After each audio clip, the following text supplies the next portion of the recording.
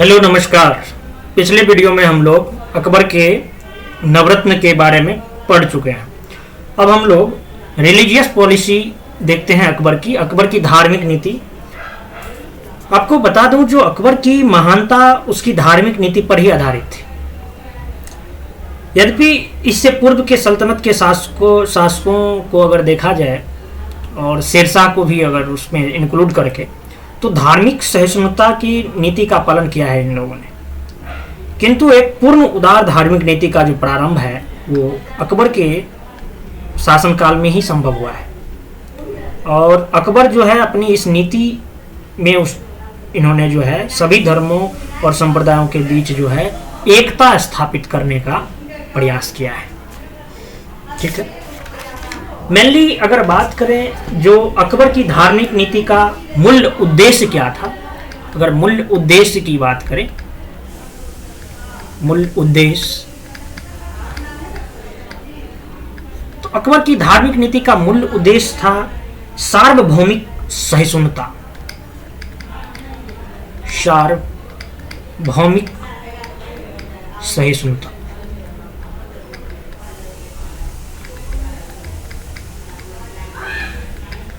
सहिष्णुता। अकबर की धार्मिक नीति का निर्धारण जो है विभिन्न तत्वों द्वारा हुआ है।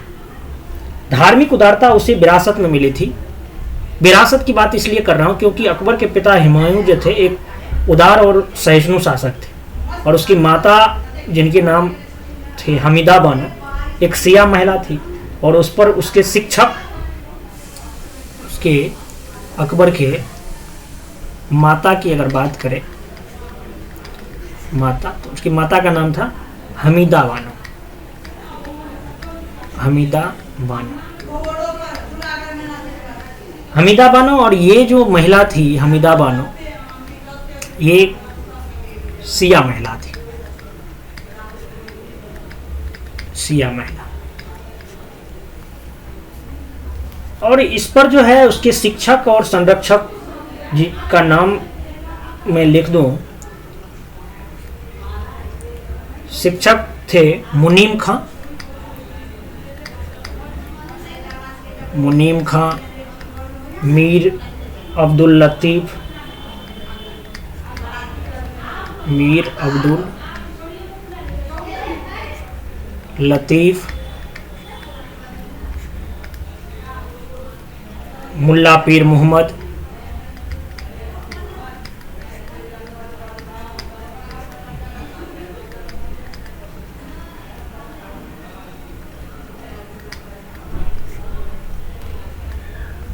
ये जो थे ये अकबर के शिक्षक थे और संरक्षक भी। इन लोगों पर काफी प्रभाव जो है अकबर पर बहुत गहरा प्रभाव रहा है। अकबर स्वयं जो थे सूफीवाद से काफी प्रभावित थे, और अकबर जो थे शेख सलीम चिश्ती पर अपार श्रद्धा रखते थे। शेख सलीम चिश्ती, इन्हीं से इसको एक बेटा हुआ था जिनका नाम सलीम रखा था, जो आगे चल के शासन भी करेगा जहांगीर के नाम से। शेख सलीम चिश्ती। सूफी विद्वान शेख मुबारक और उसके पुत्र अबुल फजल और फैजी के प्रयासों ने भी जो है अकबर के विचारों में उदारता लाने का काम किया है। इन सब से प्रभावित होकर जो है अकबर बहुत सारे धार्मिक सुधार किए हैं। ठीक है, अकबर ने जो है आगे, अच्छा इसको साफ ही कर लेता हूं। अकबर ने इस्लामी सिद्धांत के स्थान पर, अकबर जो है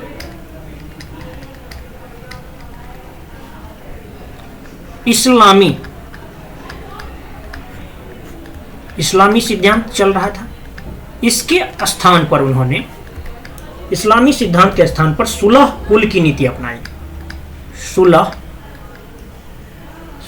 ए कुल नीति। अब ये क्या होता है भाई, बता रहा हूं। सुलह एक कुल नीति को अपनाया है। सुलह एक कुल नीति जो है, इसका अर्थ होता है सभी धर्मों का महत्व देना, सभी धर्मों का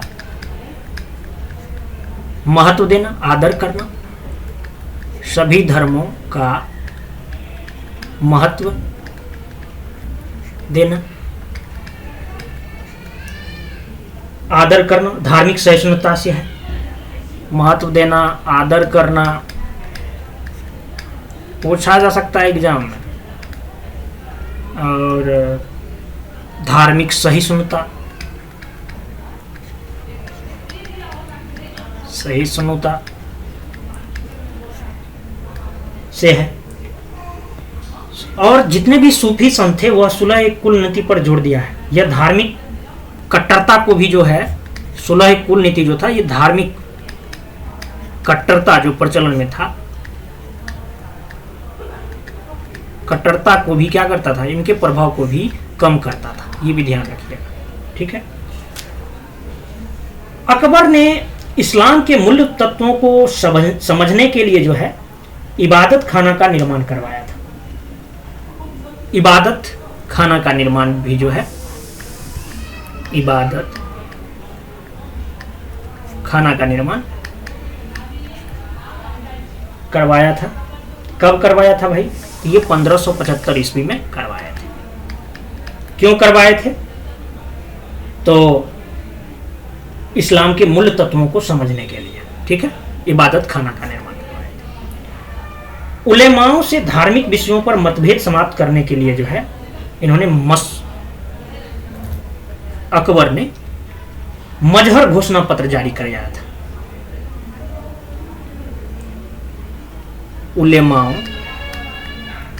उलेमाओं से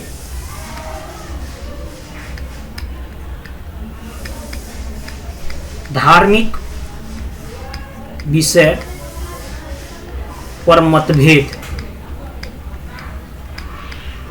को समाप्त करने के लिए इन्होंने जो है क्या चलाया था? मजहर घोषणा पत्र जारी किया था। मजहर घोषणा पत्र, ये क्या होता है भाई? बता रहा हूं। मजहर घोषणा पत्र जारी किया था।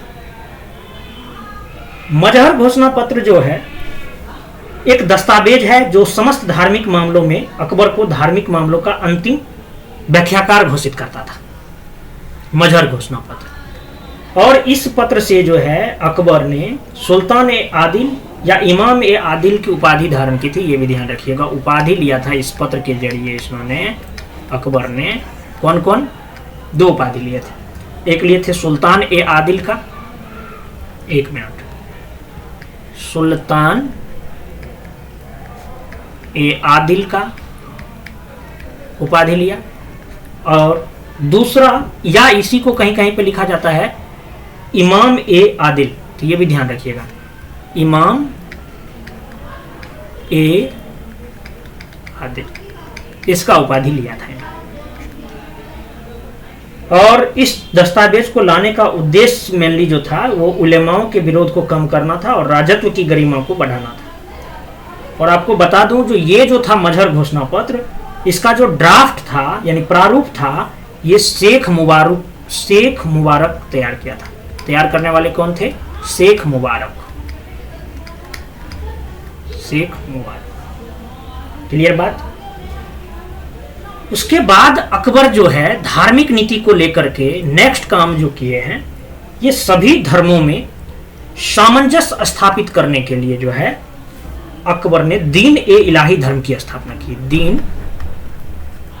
दीन ए इलाही धर्म की स्थापना। अब ये दीन ए इलाही धर्म क्या था भाई? तो सभी धर्मों में सामंजस्य स्थापित करने के लिए किया था ये। अब ये दीन ए इलाही या तौहीद ए इलाही, ये होता क्या है वो बता दो।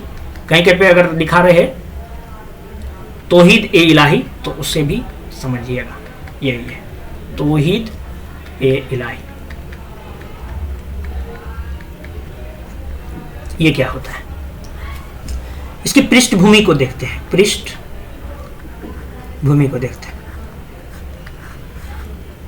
सरकार की बागडोर संभालते ही जो है अकबर धार्मिक मामलों में उदार रहा है। और 1563 ईस्वी में जो है आपको मालूम होगा जो 1563 ईस्वी में इन्होंने, अकबर ने, हिंदुओं से वसूला जाने वाले जो तीर्थ कर था उसको जो है समाप्त कर देता है, तीर्थ कर को समाप्त कर देता है 1563। और इसी संदर्भ में जो है इन्होंने जजिया भी समाप्त किया है, जजिया भी समाप्त किया है। अकबर ने राज काज में उदार धार्मिक नीति का अनुकरण किया है, परंतु व्यक्तिगत आचरण में वह एक रूढ़िवादी मुसलमान था, यह भी आपको ध्यान रखना है। धार्मिक मामलों में अकबर बचपन से जिज्ञासु था और इन्हीं जिज्ञासा के कारण जो है अकबर ने इबादत खाना खोला और सभी धर्मों के मूल सिद्धांतों को समझने की कोशिश की। आरंभ में इबादत खाने जो थे, इबादत खाना जिसका निर्माण जो है आपको बता चुका हूं, जो 1575 में हुआ है, इबादत खाना का निर्माण 1575 में हुआ है। तो आरंभ में जो है इबादत खाने में केवल मुसलमान भाग ले सकते थे, ऐसा बात। और चर्चा के दिन बृहस्पतिवार, चर्चा के दिन जो था ये निश्चित था, बृहस्पतिवार, बृहस्पतिवार, ठीक है। और केवल मुसलमान शामिल होता था आरंभ में। 1578 और इसका निर्माण कब हुआ है? 1575 ईस्वी में, तब की बात है, केवल मुसलमान। 1578 ईस्वी में जो है के बाद, मतलब इसके बाद जो है अकबर ने इबादत खाने के दरवाजे जो है सभी के लिए, इबादत खाने के दरवाजे सभी यानी हिंदू, जैन, बौद्ध, यहूदी एवं पारसी, यहूदी, बौद्ध, पारसी, यहूदी एवं ईसाइयों के लिए भी जो है,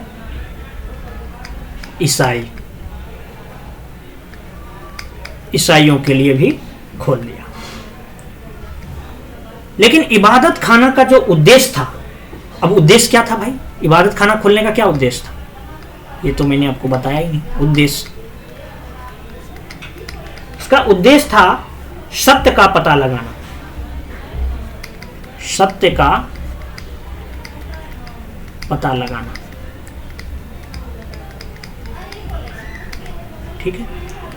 इसके स्थान पर जो है अपने अपने धर्म की श्रेष्ठता सिद्ध करने लगे सब ने, सत्य का पता लगाने में। अब सब आ गया ना, हिंदू, जैन, बौद्ध, पारसी, यहूदी, ईसाई सब आ गया है, और मुसलमान पहले से थे ही। तो अपने अपने धर्म की श्रेष्ठता सिद्ध करने लगे हैं।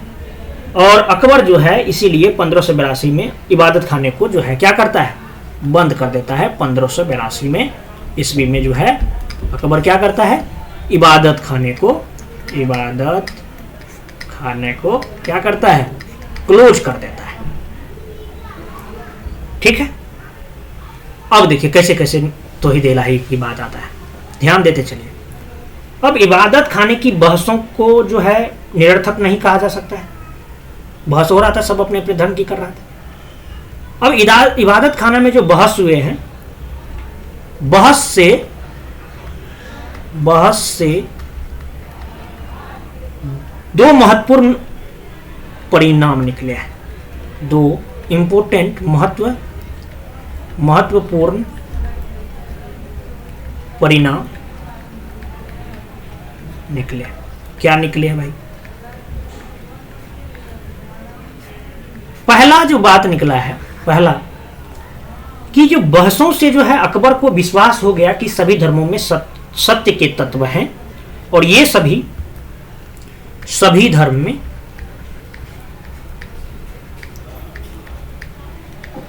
जो है सत्य के तत्व मौजूद हैं और सभी मनुष्यों को एक ही परम यथार्थ तक ले जाते हैं। सभी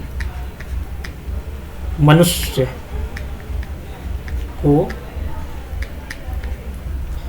एक ही परम यथार्थ तक ले जाते हैं।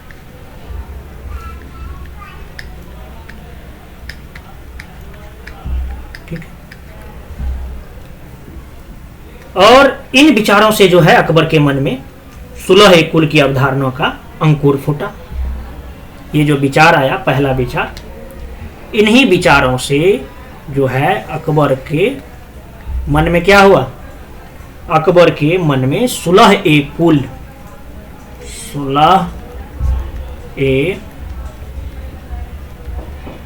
कुल की अवधारणा का अंकुर फूटा और दीन इलाही धर्म का यही कुल जो है ये आधार बना। आधार बना किसका? आधार बना दीन इलाही धर्म का, दीन इलाही धर्म का। क्लियर बात? पहली बात देख लिए, दो महत्वपूर्ण में पहला महत्वपूर्ण बात हुआ भाषाओं से। दूसरा महत्वपूर्ण बात क्या हुआ, इसको देखिए। दूसरा महत्वपूर्ण बात यह निकला कि दरबारी आलिमों के विचारों की जो संकीर्णता थी, धर्मांधता था, यह अकबर के सामने आ गई। और ऐसे लोगों के साथ अकबर का संबंध जो है वो संबंध क्या हो जाएगा? जब गलत चीज अगर एक्सपोज हो जाएगा तो संबंध विच्छेद हो गया भाई। संबंध विच्छेद हुआ और मजहर की नीति की आरंभ भी इन्हीं बहसों का परिणाम था। ये भी ध्यान रखिएगा, संबंध विच्छेद हुआ और इन्हीं बहसों का जो परिणाम है वो मजहर की नीति का आरंभ जो होता है, मजहर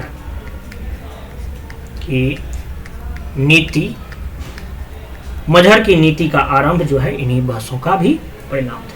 इस प्रकार अगर देखें तो इबादत खानों की जो बहस जो है एक नए उदार और सहिष्णु राज्य के उदय में और दीन इलाही धर्म की स्थापना में जो है कह सकते हैं जो महत्वपूर्ण भूमिका निभाया है। इबादत खाना की बहस कब से कब तक चला है भाई?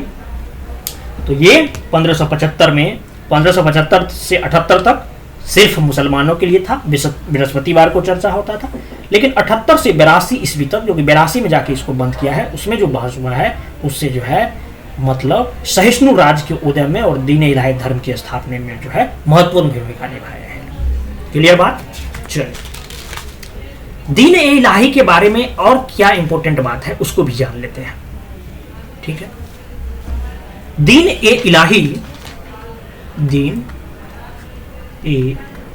इलाही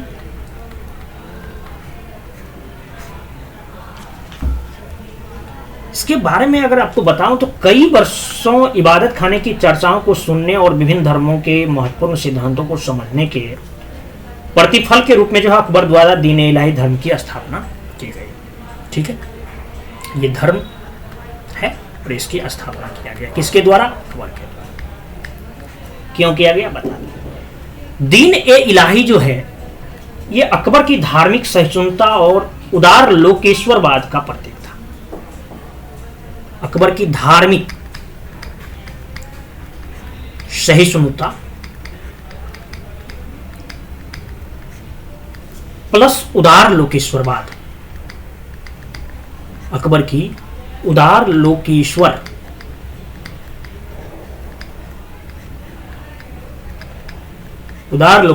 का प्रतीक था,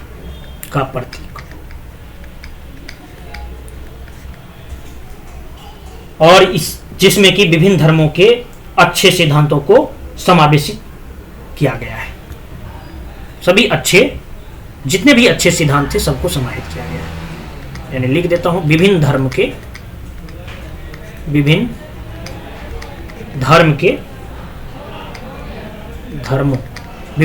के अच्छे सिद्धांत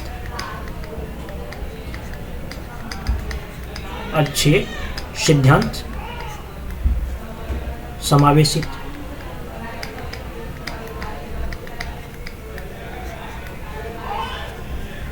अकबर का उद्देश्य एक ऐसे राष्ट्रीय धर्म का परिवर्तन करना था जिसे हिंदू और मुसलमान दोनों स्वीकार कर सके, और यह जो है एकेश्वरवाद पर आधारित सहिष्णुता का संदेशवाहक था।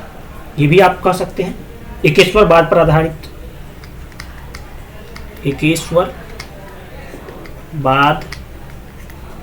आधारित, पर आधारित सहिष्णुता का संदेशवाहक, सहिष्णुता का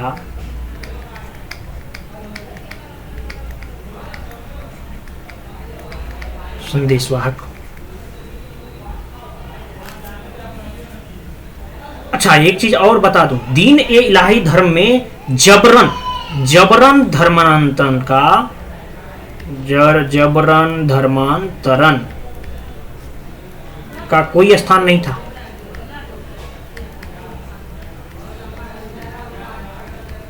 स्थान नहीं था, ठीक है।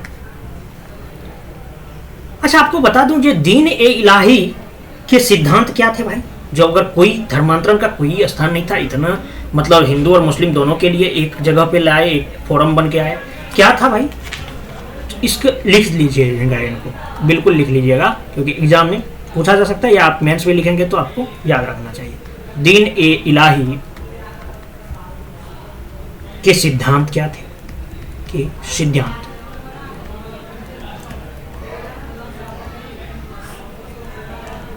पहला सिद्धांत था कि सम्राट को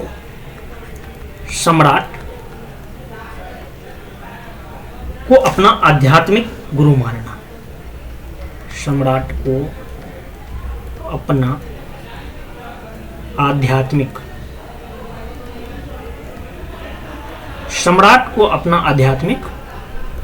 गुरु मानना, ठीक है। दूसरा बात था सिद्धांत में, आपको बता भी चुके हैं, जो यह धर्म जो था, यह धर्म एकेश्वरवाद में विश्वास करता था। एकेश्वरवाद में विश्वास,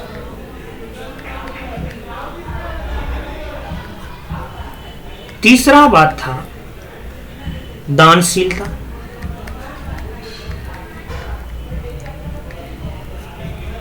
चौथा सांसारिक इच्छा का परित्याग, सांसारिक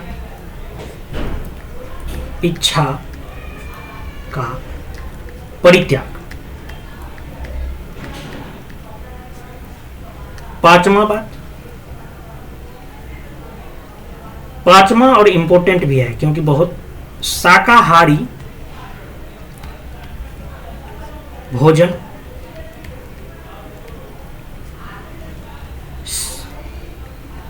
प्लस शिकारियों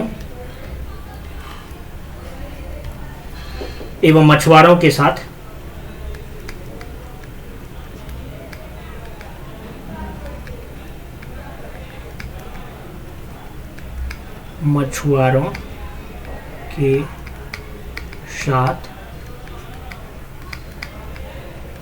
भोजन न करना,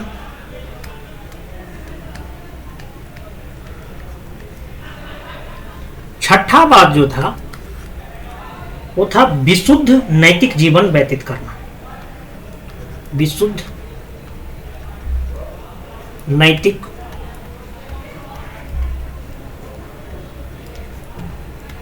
जीवन व्यतीत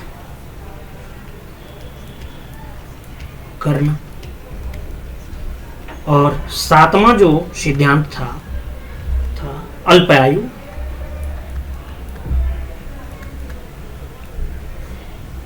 बांझ व गर्भवती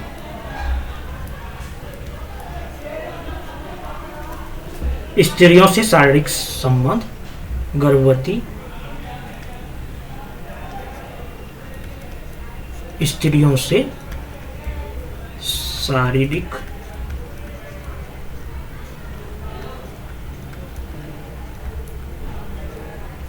संबंध निषेध था ये, ठीक है। कितना इंपॉर्टेंट था देख सकते हैं, इसीलिए तो इसका अकबर को मतलब इतना बड़ा महान सम्राट कहा गया है, सबके लिए इंपॉर्टेंट था, ह्यूमैनिटी है इसमें छुपा हुआ। अब देखिए अकबर दीन इलाही में जो है दीक्षा ग्रहण के 4 चरण थे, जिसको कि 4 गाना ए इखलास बोलते थे। नेक्स्ट पेज से देखते हैं। 4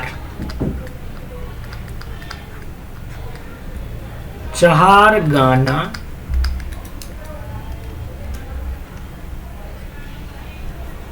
ए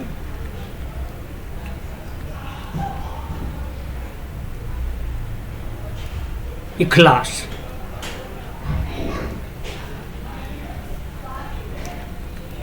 चार गाना या इखलास, ये दीन इलाही में दीक्षा ग्रहण करने के 4 चरण थे। दीन ए इलाही में दीक्षा ग्रहण करने के 4 चरण कौन कौन भाई? 4 चरण थे। जमीन, संपत्ति,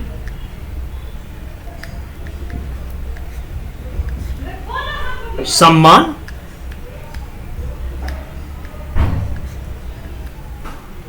प्लस धर्म, ये 4 चरण थे। विसेंट स्मिथ दीन इलाही के बारे में क्या बताए हैं, लिख लीजिए। विसेंट, क्योंकि खास करके बीपीएससी में बड़ा स्टेटमेंट टाइप से सवाल पूछते रहता है। विसेंट स्मिथ क्या कहे हैं इनके बारे में? कहे हैं जो दीन ए इलाही अकबर की भूल, इलाही अकबर की भूल का स्मारक था, भूल का स्मारक था, बुद्धिमानी का नहीं, बुद्धिमानी का नहीं। ठीक है, स्टेटमेंट है, याद रखिएगा। क्लियर बात? अच्छा देखें आप, जो तौहीद इलाही या दीन इलाही जो है ये इबादत खाने से ही उठ के आया है। इबादत खाने में जो है कुछ धर्माचार्य थे जिसे आमंत्रित किया गया था। कहीं नाम पूछा जा सकता है, आप इसे याद रख लिख लीजिए। तो इबादत खाने में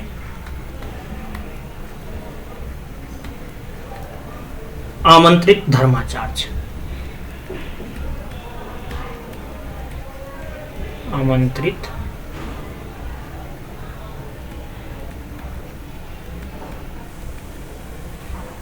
धर्माचार्य कौन कौन थे? हिंदू से अगर बात करें तो देवी प्लस पुरुषोत्तम, ये दोनों थे। जैन से अगर बात करें, जैन धर्म से कौन थे? और इसका एग्जाम में सवाल भी पूछा जाता है, याद रखिएगा। हरि विजय सूरी, हरि विजय सूरी, जीन चंद्र सूरी, जीन चंद्र सूरी, विजय सेन सूरी,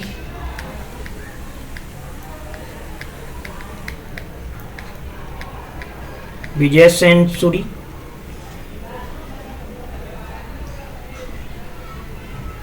एवं शक्ति चंद्र, शांति चंद्र। ठीक है,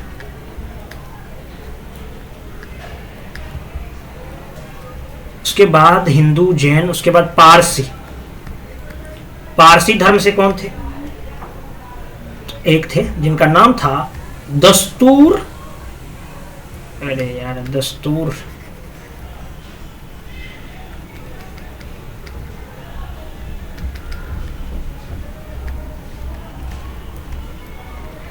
दस्तूर महरजी राणा। दस्तूर महरजी राणा ईसाई से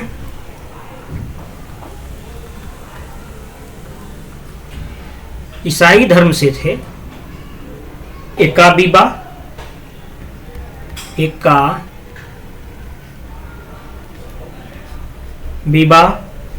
और मुनसेरात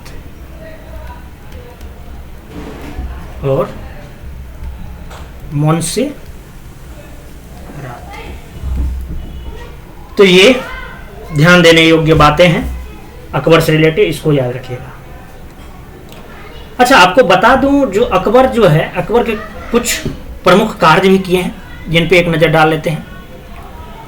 अकबर के कुछ महत्वपूर्ण कार्य, हेडिंग दे दीजिए। वैसे हम ये सब चीज़ जो है ना आपको वन लाइनर करके हम लाएंगे, जिसमें कि आपको याद आ जाएगा टोटल। अभी हम लोग समझने वाले जो बात हैं उन पे ध्यान देते हैं। अकबर के कुछ महत्वपूर्ण कार्य, कुछ क्या टोटल ही जान लेंगे। अकबर के महत्वपूर्ण कार्य,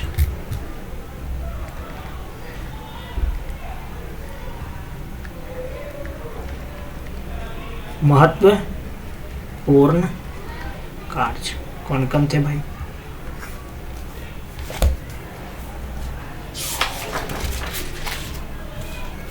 घटना भी कर सकते हैं या कार्य भी कर सकते हैं, ठीक है।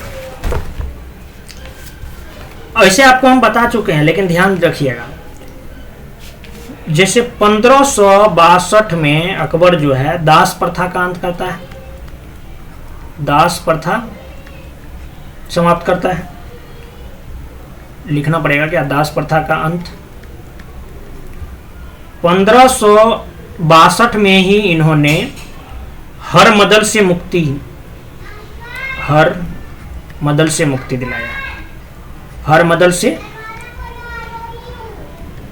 से मुक्ति दिलाया है।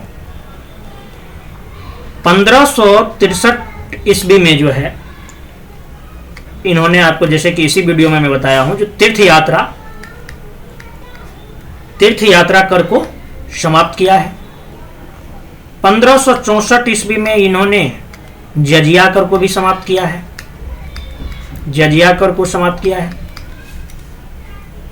1571 ईस्वी में जो है एक नए नगर फतेहपुर, नाम सुने होंगे, यूपी में है, फतेहपुर सीकरी। एक मिनट, मैं यूपी बोल दिया, लेकिन ये फतेहपुर सीकरी की स्थापना करता है और राजधानी को, फतेहपुर सीकरी की स्थापना प्लस राजधानी परिवर्तन, राजधानी का आगरा से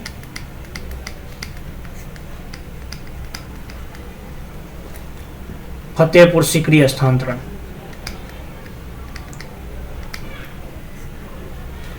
फतेहपुर सीकरी स्थानांतरण। क्लियर बात। और सबसे प्रमुख बात जो इस वीडियो का रहा है, जहां से कार्यक्रम स्टार्ट हुआ था, 1575 में इबादत खाने की स्थापना। ठीक है, इबादत खाने की स्थापना या निर्माण। इसके बाद इबादत खाने के बाद जो है, और आपको बताया ही, जो 1575 में इबादत खाने की स्थापना होता है और 1578 से जो है सभी धर्मों के लिए ओपन हो जाता है, सभी धर्मों के लिए ओपन। क्लियर बात। और 1575 में क्या है, स्टार्ट आरंभ में क्या हुआ था, बृहस्पतिवार को लगता था दरबार, और कौन जाता था, ओनली मुसलमान। 1577 में सभी धर्मों के लोगों को प्रवेश का अनुमति मिल गया। और 1500, यहीं पे लिख लेते हैं, 1569 में जो है मजहर की घोषणा, 1569 में मजहर की घोषणा। 1579 में मजहर की घोषणा, या मजहर को हम दहसाला प्रणाली भी बोलते हैं, ठीक है ना। 1580 में जो है साम्राज्य को 12 सूबों में विभाजित किया, जिसमें कि दक्षिण विजय के बाद सूबों की संख्या 15 हो गई थी, ये भी याद रखिएगा। यानी अकबर की संपूर्ण साम्राज्य 12 सूबों में विभक्त था, तथा दक्षिण विजय के बाद जो है ये 15 हो गई है। तो 1580 में 12 साम्राज्य, लिख सकते हैं साम्राज्य का 12 सूबों में विभाजन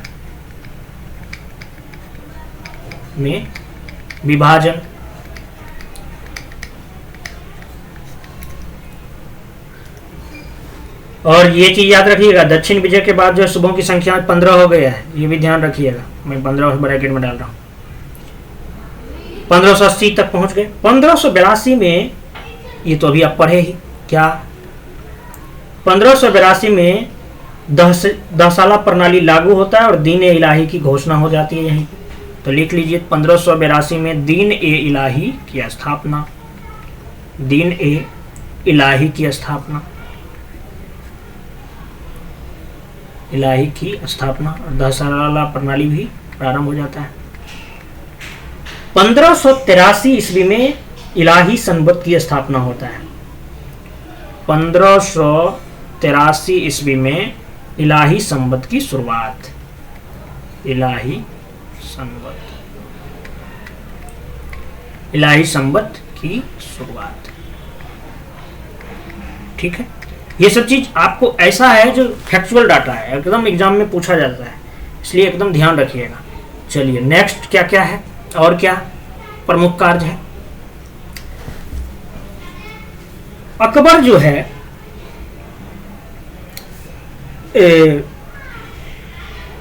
इलाही संवत जो जारी किया था ये 1583 में। तो इलाही संवत जो था एक नया कैलेंडर है, ठीक है ना, ये भी ध्यान रखिएगा। अकबर जो है, क्या हो गया ये पेन को भाई,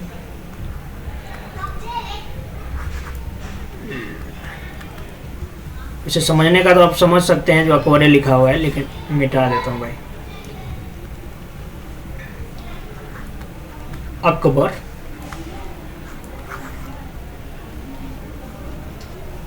अकबर जो है बल्लभाचार्य के पुत्र जिनका नाम था विट्ठल नाथ को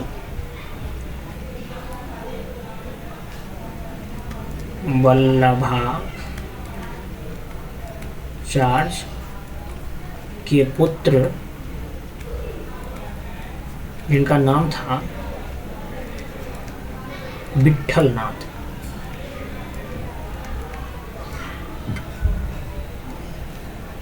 इसको जो है इन्होंने गोकुल और जेतपुरा की जागीर दी थी।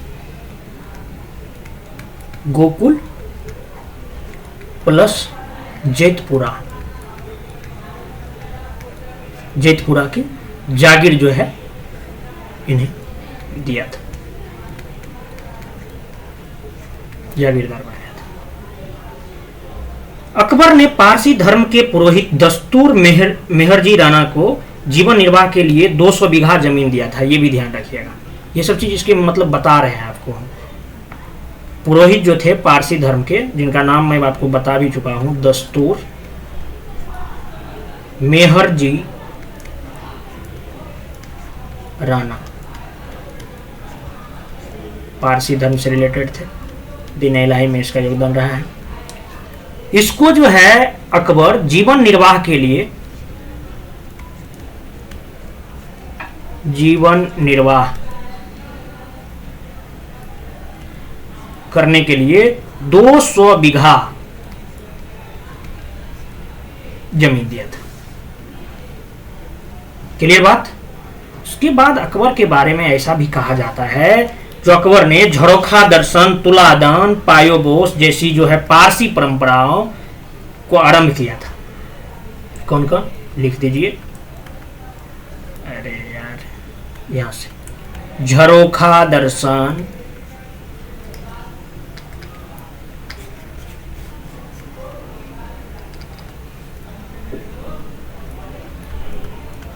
झरोखा दर्शन। अच्छा, आप लोग वीडियो को 2 पर करके देखिए, 1.5 पर करके देखिए। यूट्यूब में तो ये ऑप्शन है ही, क्योंकि मुझे लिखने में टाइम लगता है।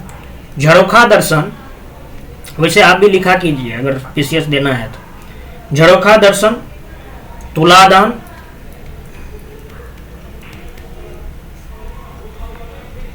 तथा पायबोस। ये सारा का सारा कौन सा वर्ड है? पारसी परंपरा है। पारसी परंपरा को यह आरंभ करता है और अमरदास सिखों के तीसरे गुरु की पुत्री के नाम पर जो है कई गांव प्रदान किए हैं इनको, ये भी ध्यान रखिएगा।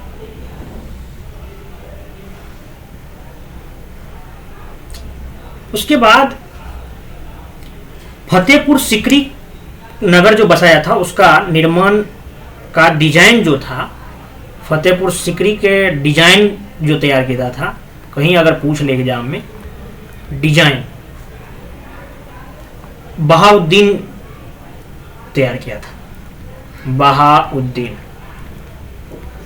के द्वारा तैयार किया गया था। क्या तैयार किया गया था भाई? फतेहपुर सिकरी का निर्माण। फतेहपुर सिकरी, ठीक है, बहाउद्दीन द्वारा डिजाइन किया गया था। और ध्यान देने बात यह है, जो अकबर के दरबार में जो है, एक सवाल ये पूछा गया है इसलिए ध्यान रखिएगा। अकबर के दरबार में ईसाइयों का जेसुइट मिशन 3 बार आया था। ईसाई का जो जेसुइट मिशन है, जेसुइट मिशन, ये 3 बार आया था, 3 बार।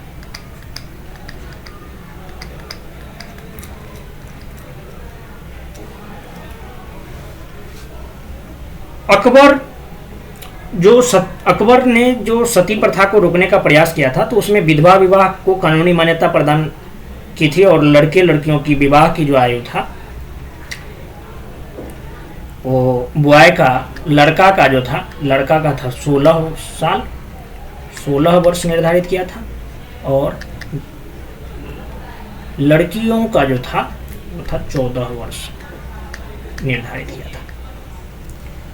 अकबर के समय एक चीज और ध्यान देने बात है, जो अकबर ने गुजरात विद्रोह को दबाने के कारण जो है अब्दुल रहीम को खाना की उपाधि दी थी। ये चीज मैं बता ही चुका हूँ वैसे, और मुझे लग रहा है आपको सारे चीज अकबर के बारे में मैं बता चुका हूँ। और अब जो है अकबर से रिलेटेड जो भी सवाल आएगा किसी भी पीसीएस एग्जाम में, तो आप उसे बिल्कुल जो है बना पाएंगे उसे। बार बार इस वीडियो को देखिए। अब हम लोग नेक्स्ट चर्चा जो है करेंगे सलीम के बारे में, जहांगीर के बारे में। ठीक है, धन्यवाद, मिलते हैं नेक्स्ट।